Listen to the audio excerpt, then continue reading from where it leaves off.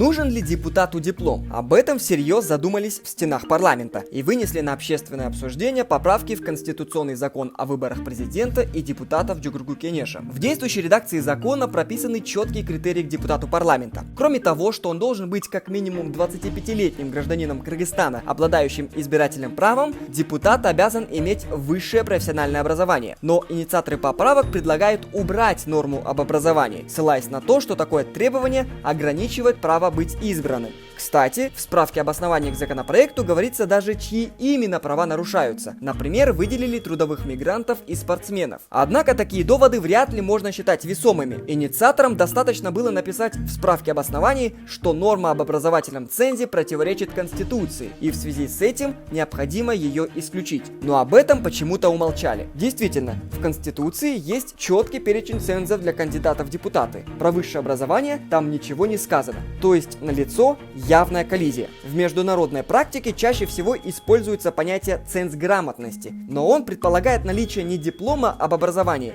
а подтверждение того, что кандидат в депутаты хотя бы умеет писать и читать. Подобное требование распространено в таких развивающихся странах, как Египет, Кения, Малайзия, Эквадор. Кстати, Комитет ООН по правам человека признал ценз грамотности недопустимым в избирательном праве. А вот словосочетание «образовательный ценз» в международном праве встретить непросто. Вот, например, рекомендация ОБСЕ по проведению демократических выборов. Здесь сказано только о цензе гражданства, о возрастном цензе и о цензе оседлости. Парламент – это высший законодательный орган, разрабатывающий законы, по которым живет Кыргызстан и его граждане. Конечно, важно, какие люди пишут такие документы, но необходимо ли для этого высшее образование? Вопрос дискуссионный. Так или иначе, любые дополнительные ограничения чаще всего содержат риски. Так и в этом случае. При требовании диплома о высшем образовании могут нарушаться права неугодных кандидатов. Например, признав диплом поддельным, последует отказ в регистрации в качестве кандидата. Либо, если кандидат уже был избран депутатом, сомнительный диплом может стать причиной для отзыва мандата.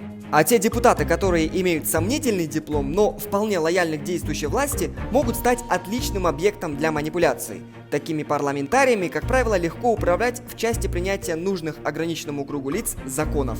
Ну что ж, а у нас на этом все. Спасибо, что были с нами. Ждите следующих выпусков.